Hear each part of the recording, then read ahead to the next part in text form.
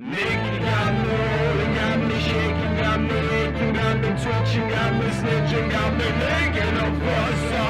Nick got me bowled over, got me over his shoulder, got me slapping, got me whacking, got me smacking my lips. Oh, Nicolas Cage,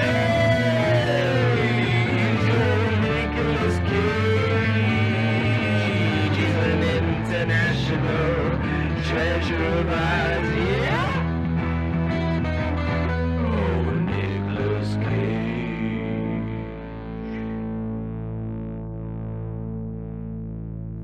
Hello, and welcome. It didn't start.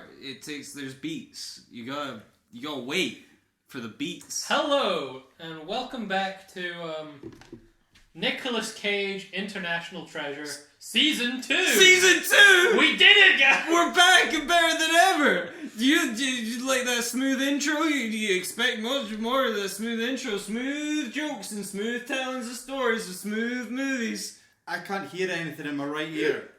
That's your own fault. That's because you went deep sea diving today, didn't you, Daniel? Yeah, I did. I was trying to find that body I'd thrown in, so I could, give it a proper burial. Did you find the head as well? The head of lettuce you flew in? Yeah, we're on fire for season 2 of Nicolas Cage International Treasure. That's right, we've watched 10 Nicolas Cage films. Now we're gonna watch another 10! Yeah. And then another 10! And then another 10! And another 10! And like And 8 another more 10. seasons. And another 10! No, like 12 more seasons. I've lost count. movie. We should make a movie. 12 seasons. I mean, our each episode is feature length anyway.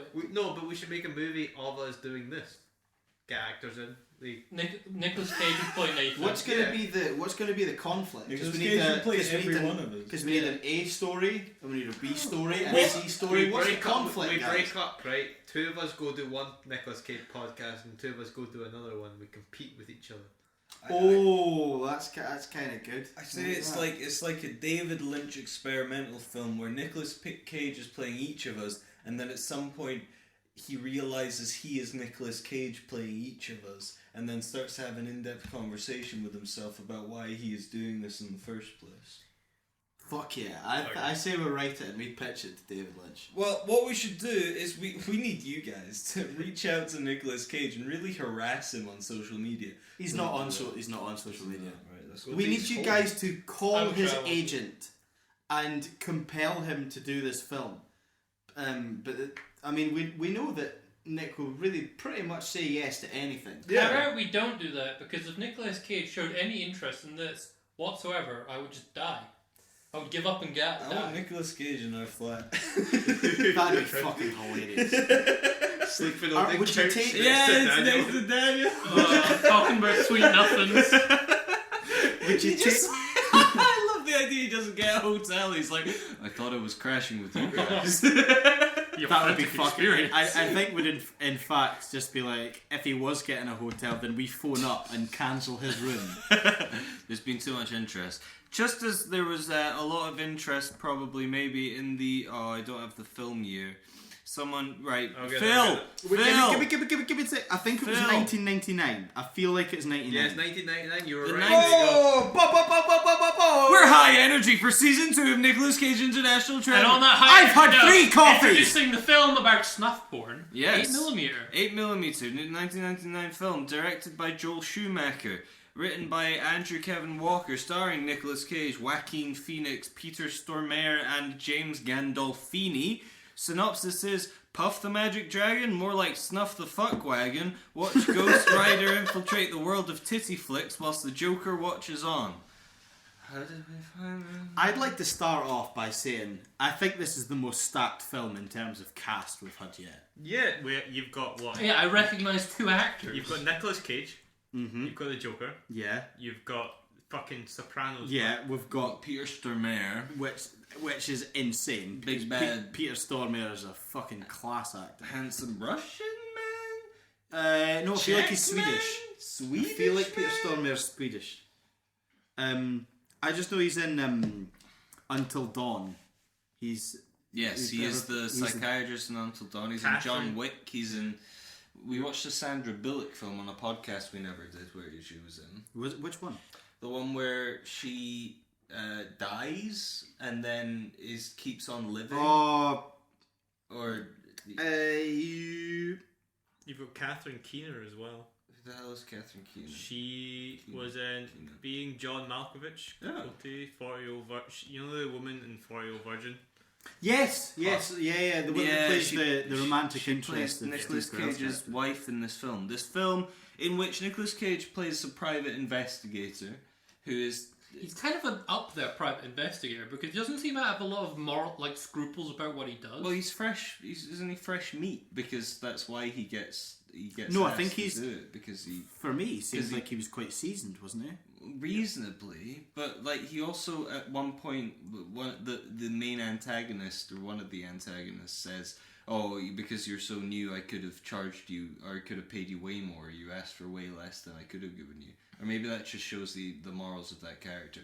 Anyway, Probably. he plays a private investigator who gets tasked by the widow of a rich mine owner to... Was that? I didn't realise it was mentioned what he did. Yeah, he owned the mine because Nicholas... Or no, it was a factory because Nicolas Cage's dad worked at it.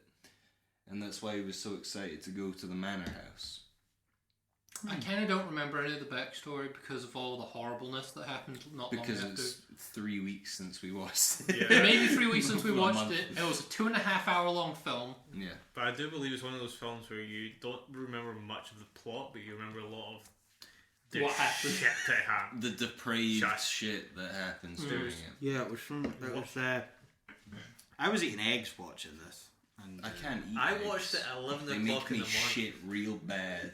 Oh, I remember. It's kind of a I remember superpower. when you were eating that ramen in Prague. Yeah. Oh, we He had to literally leave just after- finished the bowl and was like, "I'm off for a shit." Yeah. We left And then I got instantly after that. self-conscious because I thought did poopy in my pants. I went back to the flat and there was no poopy in my pants, but I thought there might be a bit of poopy in my pants. Is that why? When was the last time you guys shat yourself? I've It's pissed been a myself long time. in the past 7 years. no. Yeah, I had a dream that I was taking a piss and then I woke up and then pissed. I get bits of poopy I've in... had that for the past few months. Every morning I've had a peeing dream. Yeah, And I wake up and I'm had like, that, oh no, but I I've been actually fine. did piss myself. Is this a common phenomenon? I've It's, never had a it's like pissing it's dream. like when you have a wet dream, but it's not a wet dream. No, you no, actually it's piss more yourself. like you're like half awake and you need to pee, but you're still asleep, so you're still sort of dreaming. Yes. So like you just think about it because you can feel that you need to pee, and so you I end know up that dreaming about anxiety peeing. when you wake up and you're like, did I piss myself? Yeah, it's like No, thankfully not. I don't even think I've had a wet dream either. You never had a wet dream? No, come on, I've think had of one. it. I mean, I've had sex dreams, but I've never woken up Nathan, you with ever had a wet cum in dream my before? I pants. don't... Yes. Yeah. I've had one. we're really bonding. Yeah, we're going beneath Over the the thing layers. about snuff Wet porn. dreams, relevant to this because it's all about the shady, Underworld. nasty, Underbelly smutty of underbelly the movie business. of the porn movie, of the blue movie industry. Of the conveyor belt from aspiring movie stars, people trying to get into big ticket acting Hollywood, the into the seedy underbelly of black. the usual trope market. of you're gonna be a star, that kind of thing. Yeah. Now suck my dick. Yeah, suck my dick, and then I'll tie Desperation. you up and kill you, and then we'll film it. Yeah, For some rich guy. For Peter Stormare's weird artsy man character, who he plays Something creeps very velvet. well. What was Oh yeah, like Adrian Velvet or something, or Damon Velvet Buzzsaw. Velvet. That was a Machine. film with Jake Gyllenhaal. Velvet Machine, that might be. No, the Machine. No, the machine was the guy in the mask that In the does all the Gimp mask. murdering. that's And what I that- assumed you were referring to. Not to jump to the ending, but we'll get to it eventually. But his whole storyline's fucking insane. Dino Velvet. Dino Velvet, played by Peter Stormare. But anyway, Nic Cage gets tasked by the widow of Rich Man to figure out if a reel of 8mm film that she finds So named the film. in the safe of her husband's safe, which depicts a snuff film, or at least what she hopes is a fake snuff film. Yeah, and he is hired to investigate to determine So it's if it is actually real. because And a young- if it is real, who the girl is. A young-looking woman who is basically just repeatedly stabbed Yes. on film.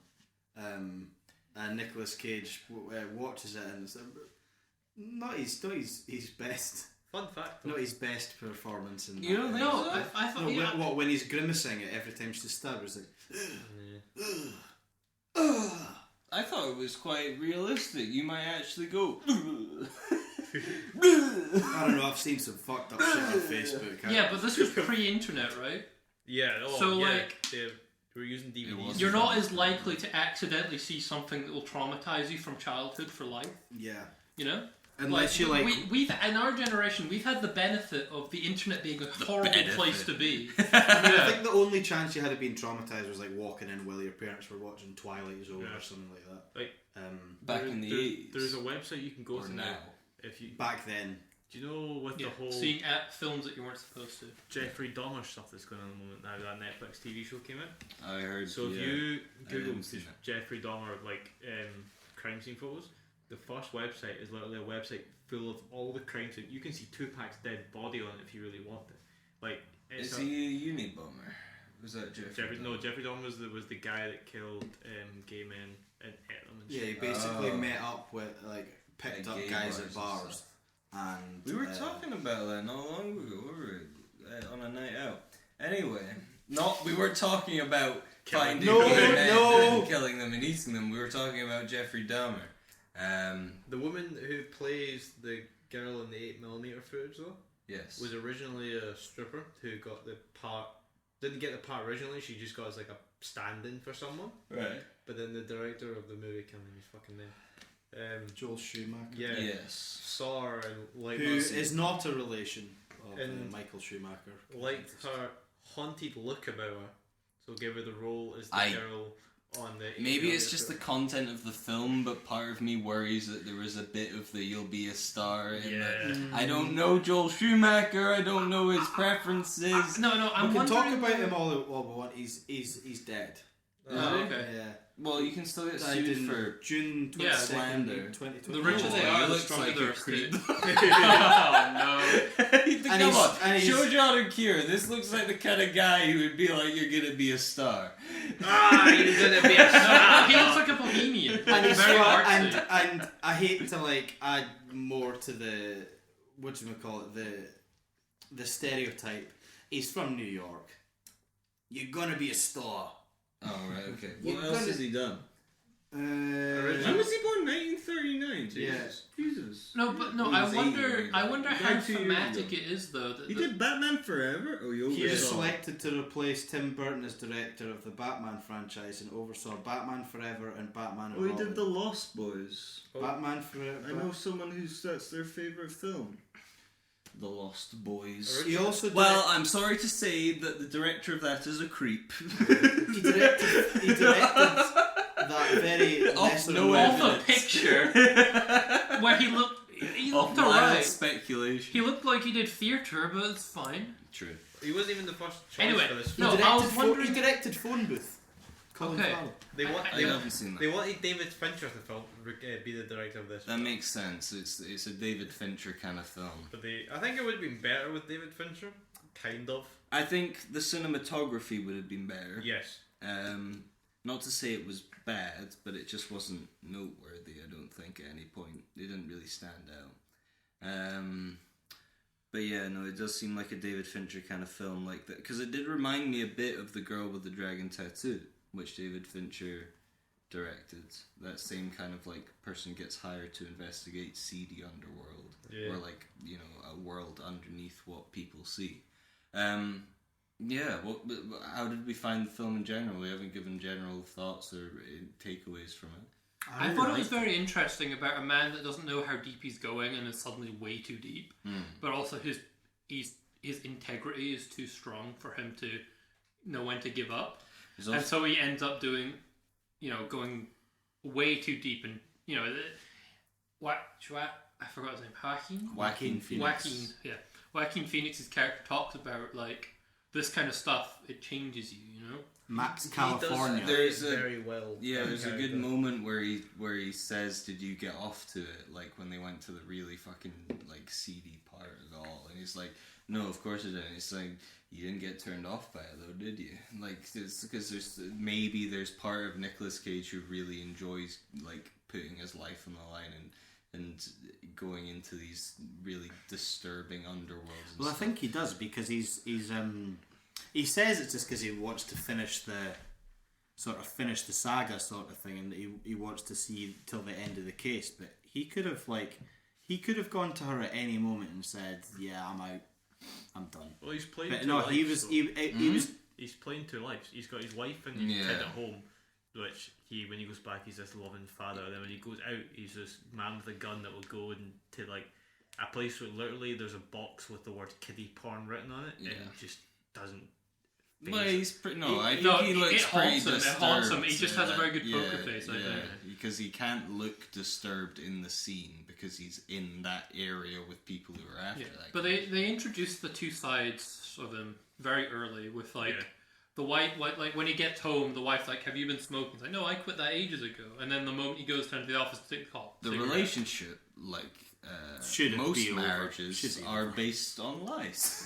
yeah, they shouldn't be fucking. I mean, apart from the smoking, which is just him being stupid, I understand wanting to protect his wife and his child from which he does what quite he a does. poor job of In doing. the end, yeah. Yeah, because there's that bit where their lives get put on the line, and he just shows up kind of mad and covered in blood and right unhinged. after he's so the way that he tries to find out if the girl is real or not. So he finds out that she's real, goes to visit her mother, and I was thinking that there was going to be a sexual relationship there. I'm which glad there which was. She was there wasn't. trying. Yeah.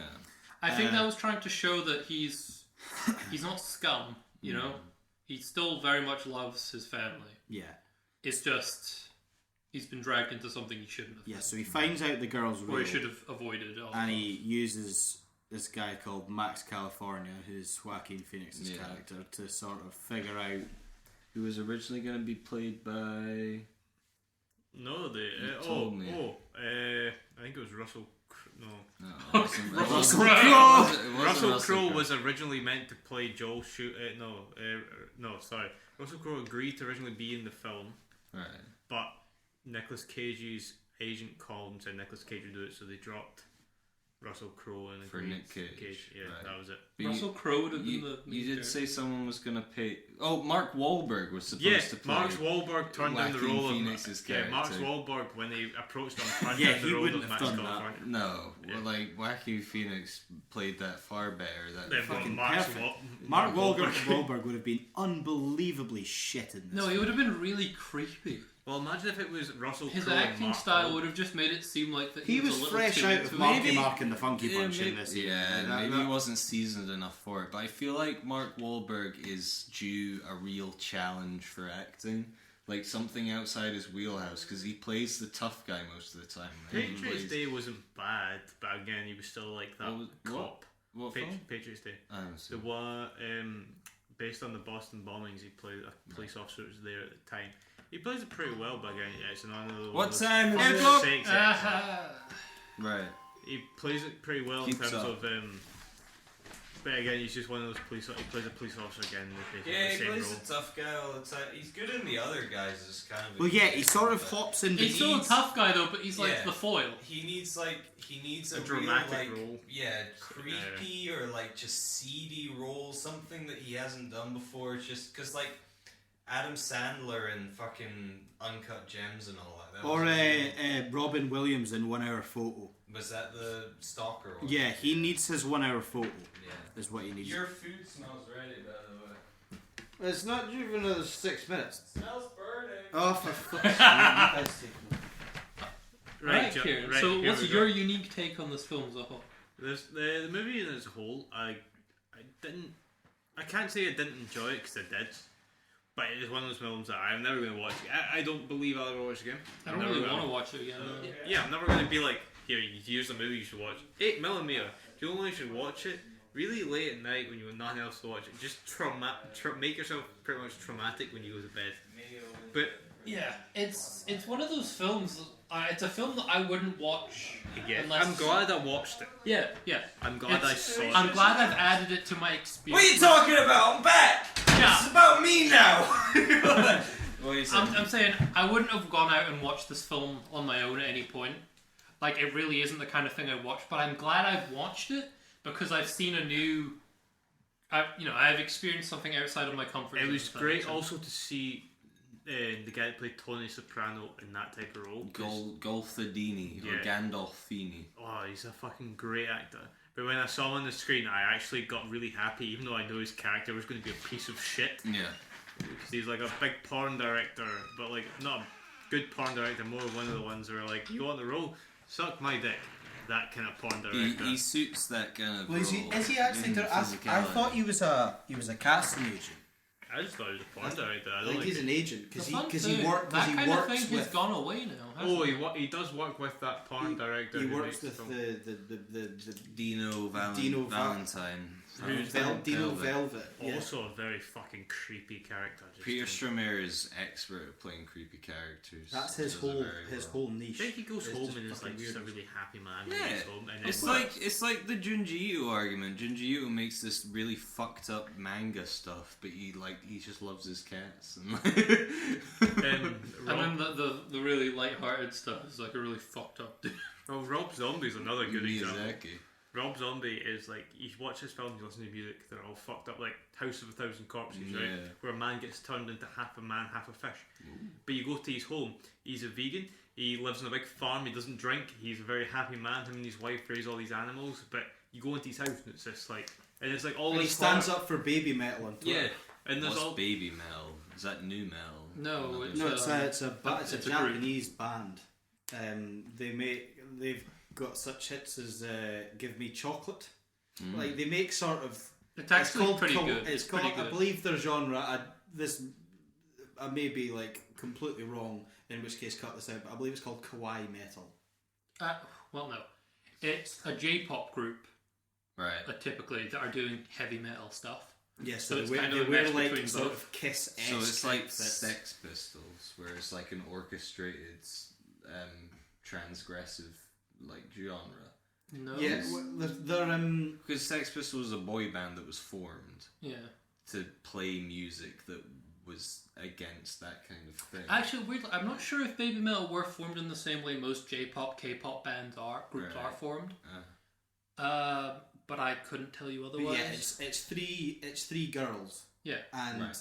there was like, so he sort of like not came out. Should we just but take a he said recording he was a intermission fan, to watch like, Give Me Chocolate and then come and back? there was photos of him like Just take a recording intermission to watch the music video and then come back. there was, Yeah, that's there what was it was. photos of them we can talk about of them with Rob Zombie, and he he put it up on his social media, and people were like, there was loads of gatekeepers that were like, "Oh, this is fucking trash, dude! Like, what are you doing with this?" And he was like, Just let people like what they he, like. He was like, Ah! and he was like, "Dude, they are three of the most talented girls I've ever met in my fucking life." Do they play their instruments and stuff? No, they're like they sing and dance. But he's like, yeah, they're fucking song and dance. they're fucking killing it while you're sitting at home in your mum's basement, you fucking loser. Yeah. Which is Yeah. But overall, Rob Zombie is the epitome of does fucked up shit, but is also pretty good on the other hand when he's like not doing his weird fucked up. I'm going to make a I wonder if it house gives of you serial like killers. perspective. What? Like as in like Perspective on what? your art style being quite dark or quite horrible, right? But like by doing that, you really stretch your viewpoint, I mean, there's and by doing so, you gain a new perspective on how to be better. there's camp horror, whether it's like monster movies and stuff, and things like Yes. like turning people into half man, half fish, that kind of stuff. And then there's like fucking Lars von Trier, which is just disturbing shit, or like the guy who did Enter the Void in the film about the people getting spiked at a party. And I was thinking like if we're gonna go like disturbing shit, then if you look at like do you know who Tom Six is? no. So he's the guy that did the Human Centipede movies. Oh right, yeah. Who is, wait for it, Dutch. No fucking surprise there. But that's still like quite campy horror because it's beyond belief. Like it's not. It's like it's sick, but it's like it's fantastical as well. See, It's yeah. like it's cinema horror. Is it and body horror? Labyrinth? What's the one with the hand? Pan's Labyrinth. Pan's Labyrinth. Yeah. Yeah, that's based on It's folklore spooky, stuff, but it's still like completely it's, unreal. yeah, it's unreal, and there's disbelief there, so you're not.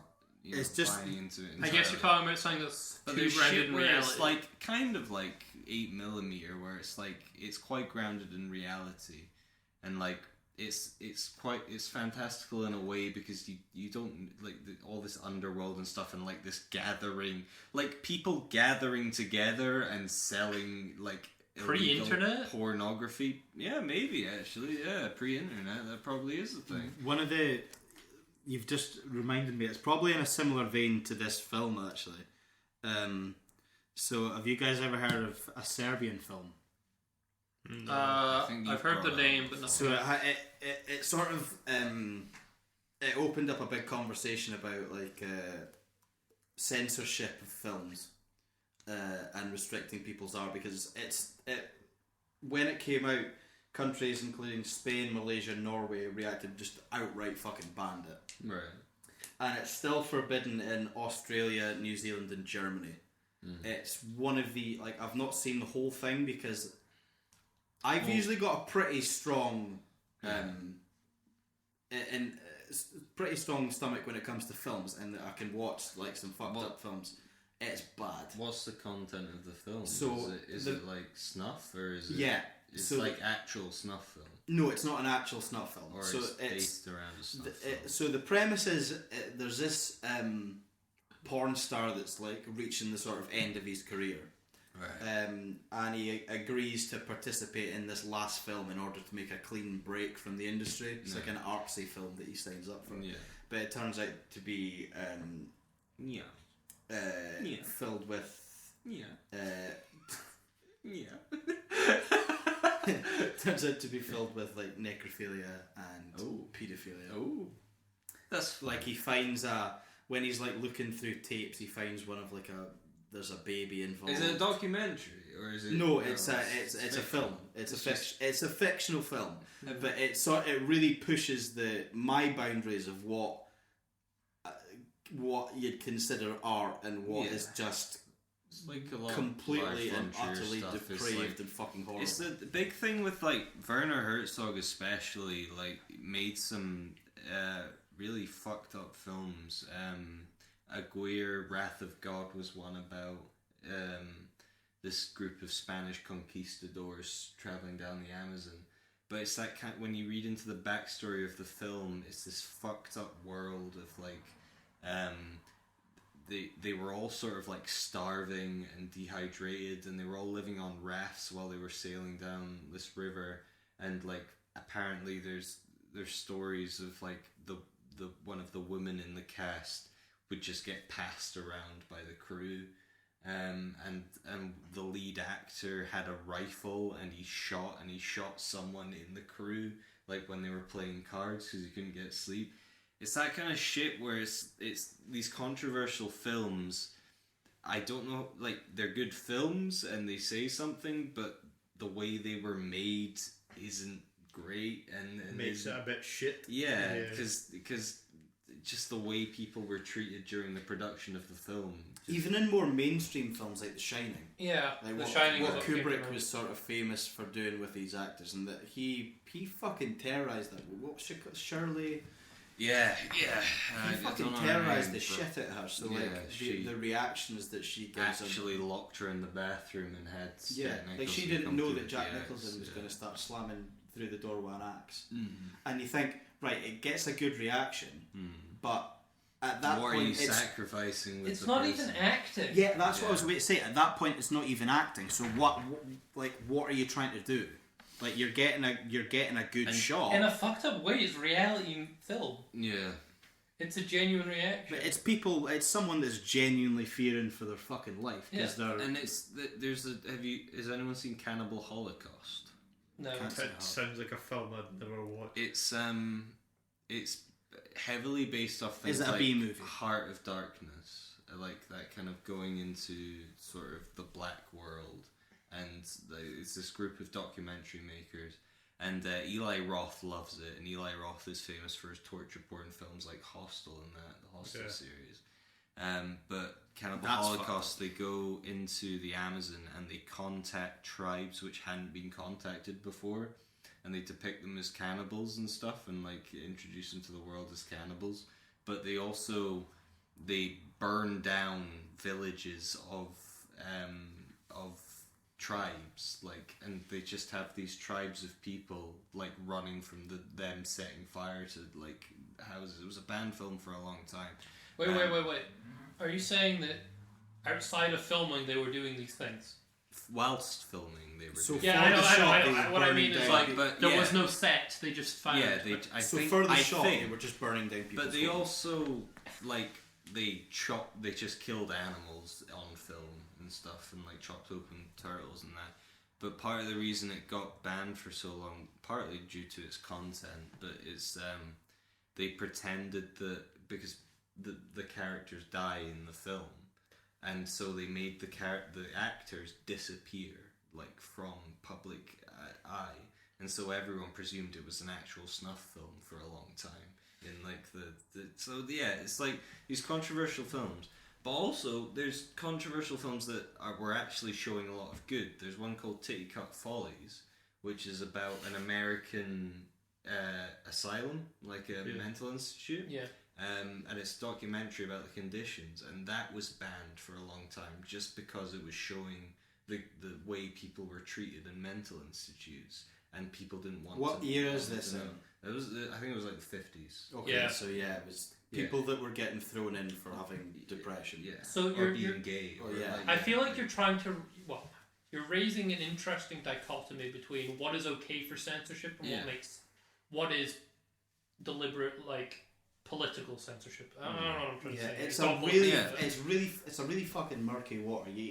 Because at that Where point, do you draw the line? it's completely down to personal taste and what you deem to be too far. Yeah, and some people think that pushing actors and creating hostile environments and work environments, which is not something like generally people are okay with. It just like if you're working in a Costa or whatever, you don't want a hostile work environment. You don't want to be abused while you're working, but for some reason people think it's more okay in the world of art and like music and film and stuff. Mm-hmm. But we're probably not, I'm not, and we're not probably the ones to answer this question.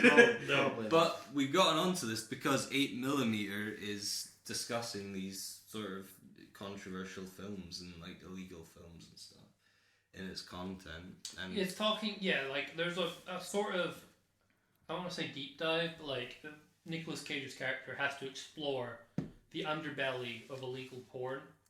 I mean, he doesn't have to. You could have just asked Max, who do you think did this?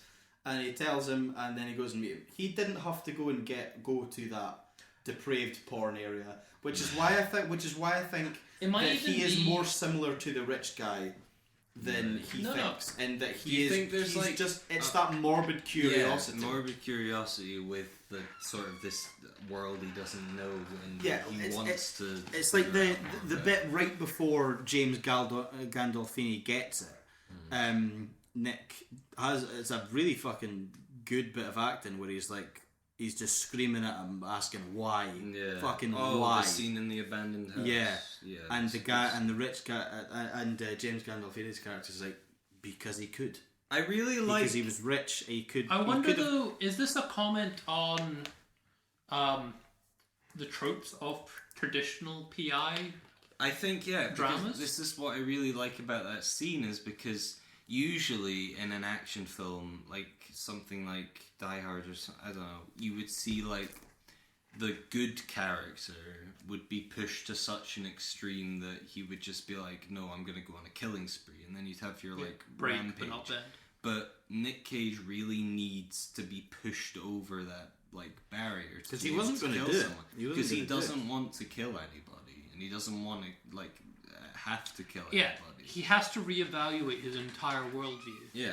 It's not explained exactly what his worldview is beforehand, but I think during the journey it is shattered. And when it comes to the climax, which is in the abandoned house, where he has to consider if he's going to murder this man. See, I think he did want to. He did want to kill them. or he feels like he should kill them. That's why he phones up the girl's mum, because that becomes his motivation. Is he's like, tell me and I've got him here. Tell me and I'll fucking kill him, because he's trying to find a way to justify why he's doing it, because he knows he shouldn't morally, like he should hand these people over to the police and he should do that, but there's part of him that maybe I don't know. He's just like, these people are so There's morally something reprehensible and depraved that they need to die to pay for what they've done. Is there because he then gets so something involved. like Falling Down, that Michael Douglas film, that kind of like, and Joker? Funny you sentimentality mention that, because Joel Schumacher directed Falling Down. Right, so there's that kind of, and it's become associated recently with like incel culture a little bit. Is that kind of that rampage thing of like when a man gets broken down, yeah, that he can take and no that more. Fight Club kind of like guy film kind of thing to this film, which I think, you know, I don't know.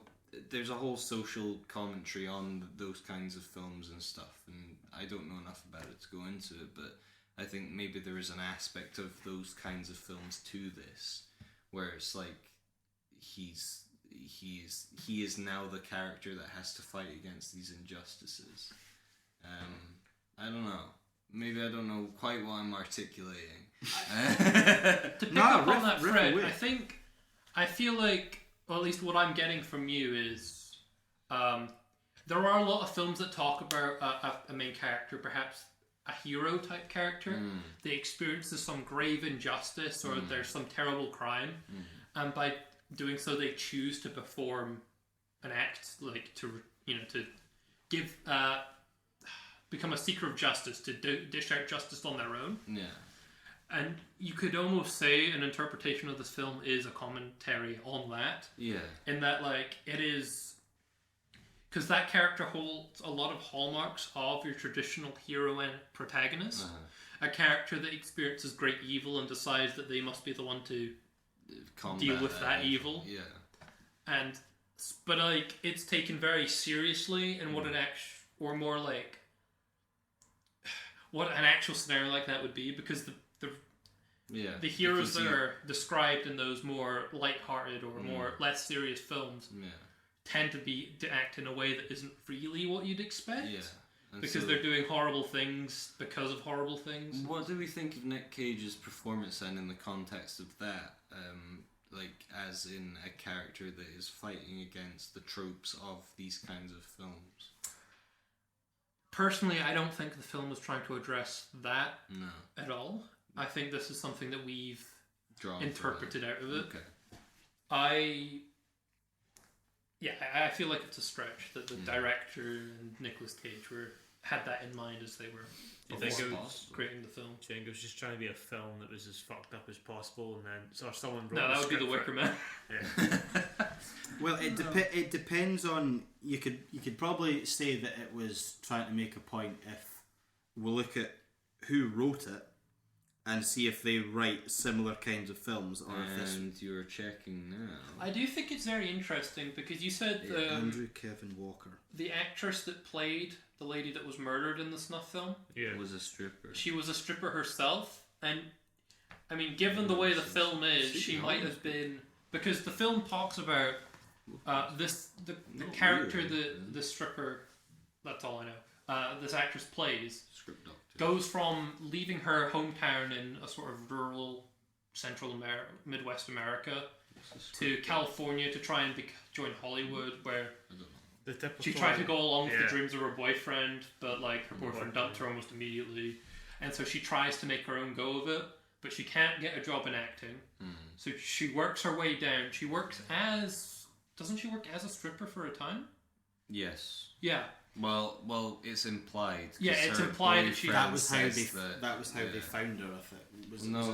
Because Nic Cage goes to see the boyfriend who took her out to Los Angeles. Yeah. And he says, "Oh, she's probably working in some titty bar," but quite kind of disregardingly. And he's never really brought back into it because he's not really relevant past that. Like, So I've He's just, washing his I've hands just of her. looked at who the screenwriter was for this, and it's a guy called Andrew Kevin Walker, who wrote Seven. Have you guys seen Seven? Yeah. Yes. I know it's the What's in the Box. Yeah. So it's quite a similar kind of film in that it does address fucked up shit. It's got a really depraved character. That is a David Fincher film. Yeah. As well. And I do more appreciate Seven than I do this film. But again, it could just be director choice or when you do, because Seven's a They've cult got a classic. similar sort of feel now. I think of it. Like Yes.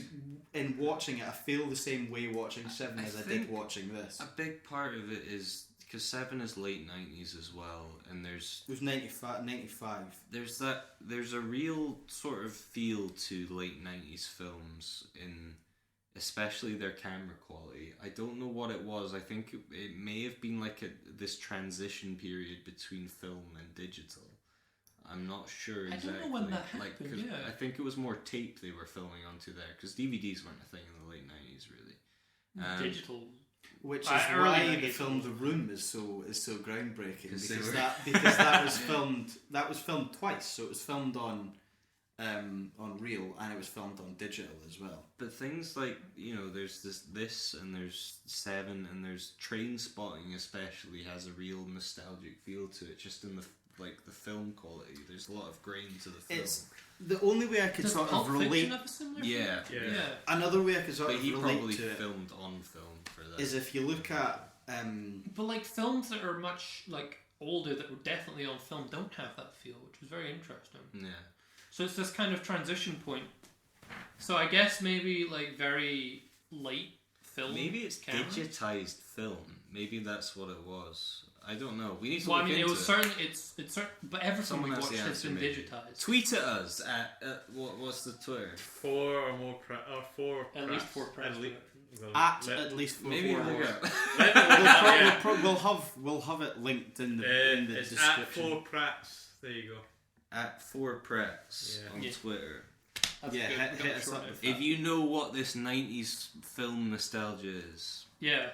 maybe it's just how old we are. Well, but it's not really. 'Cause not we're too just young. 90s, but see, like early 2000s. Because the thing that I was just thinking of while you were speaking about it was the earlier series of Still Game, and that everything looks like it. You can tell it's like early 2000s. It's old, not just because they're smoking indoors in pubs, but it's got that sort of grittier feel, in that it's meant to be set in a place called Craiglang, which is a horrible bit of Glasgow. I think And then when you watch that and then compare it with the newer ones, everything looks too fucking. It just doesn't. So It you- doesn't I look think right every anymore. city or town should be given a license for one pub where you can smoke in it. Just Where would Yeah, you but choose? like, Where would you which pub would choose it for? be? The pubs for would Dundee. compete. Yeah, where would you want to smoke in? I mean, you'd want somewhere in town because it's local, but it I'd would want probably be somewhere- somewhere like Hilton or Stobie. I'd want. If I was going to CD choose, bar it would restaurant either come be. next to it.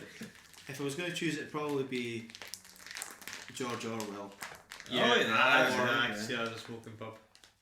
Jukes is pretty good for a smoking pub. Yeah. Or maybe in a pinch Draffins, because I think that would sort of. Draffin's a bit pricey. You know how during the pandemic, a lot of pubs and bars went for like this kind of, they built big tents outside or were Yeah. in their pub gardens? Yeah. What were the smoking rules in them? You can smoke it. You You're can sit allowed to use outside. it, you're outside. It's so you outside. can I smoke Can think it? if you're in a tent, you can. Yeah, that's what I Yeah, mean. like, if Like, you're in an what are the enclosed rules area. there? If you're actually inside the pub, sure, you can't smoke. Yeah. But if you're in a normal beer garden, or like, you know, the whatever, the Yeah. balcony or whatever, you can smoke because you're outside. Yeah. But they've tented up the outside. Which, are you inside or outside? I guess you don't have like 4 walls. You don't have a roof. Yeah. I mean, it's so fucking cold. I'm sorry, I've gotten us very off topic. Yeah, you have. I want to talk about how it was interesting that the actress that played the lady that got killed was, A stripper. yeah, and how It seems almost like commentary, which is Yeah. building on your theory. yeah, that's what I mean.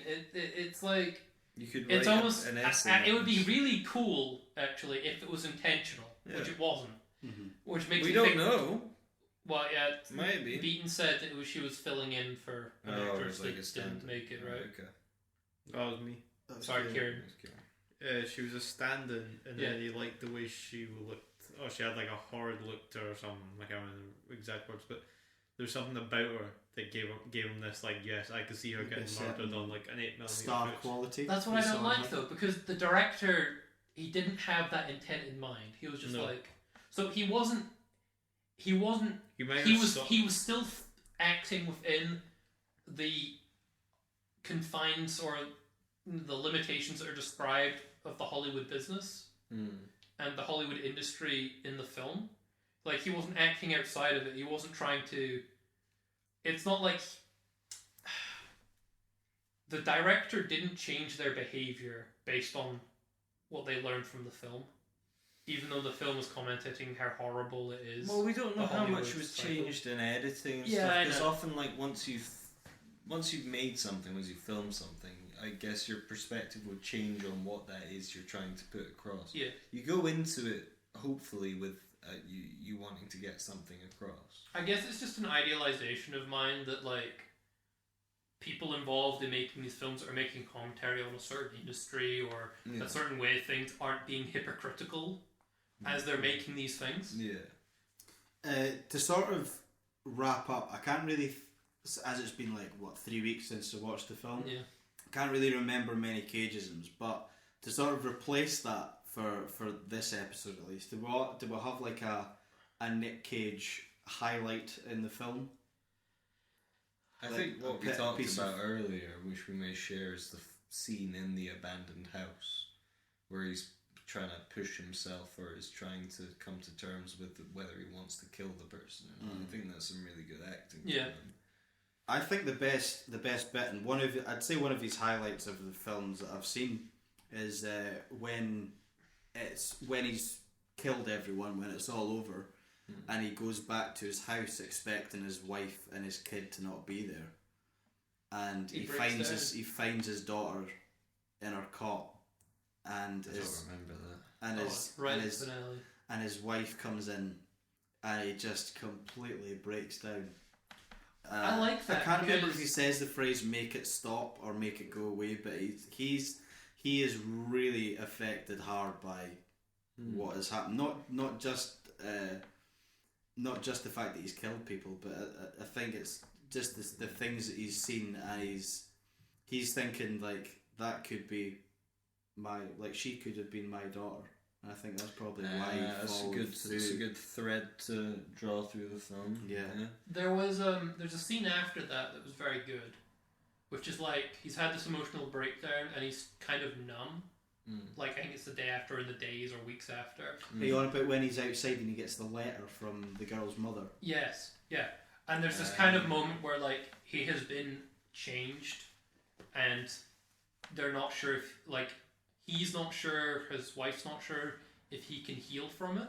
Because he's seen horrible things that have profoundly changed him. It's like Joaquin Phoenix's character says it changes you.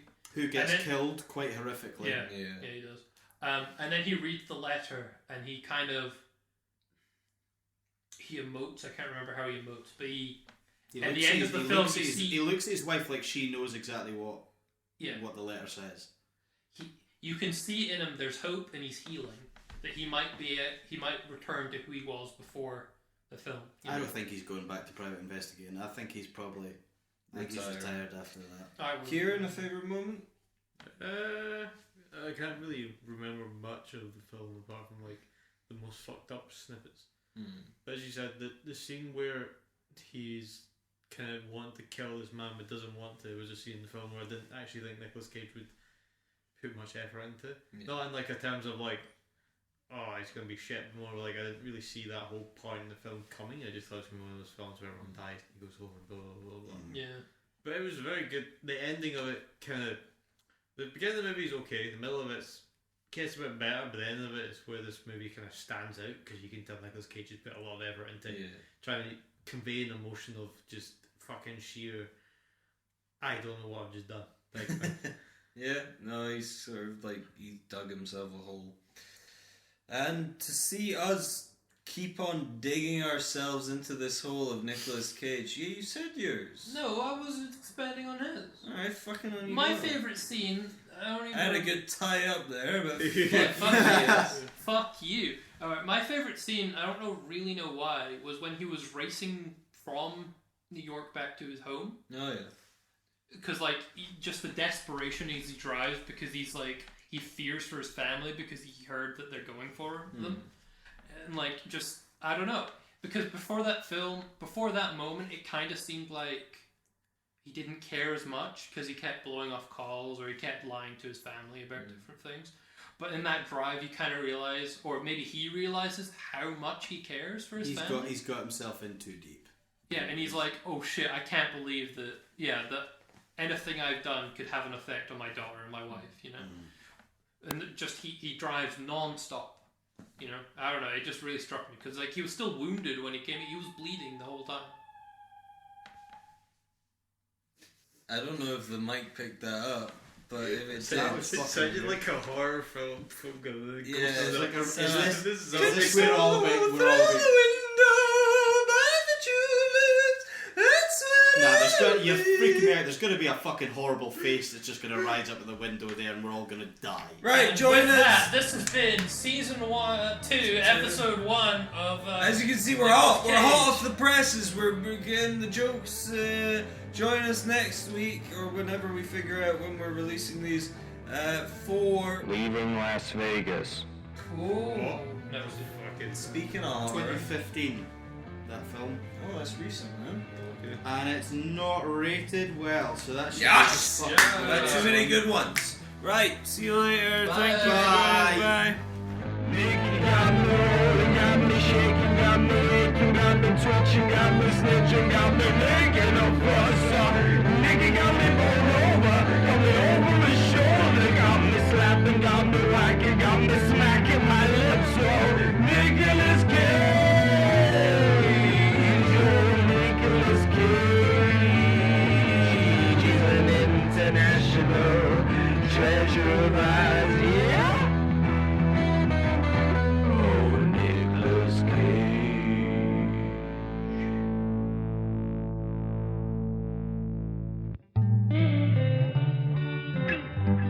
At least 4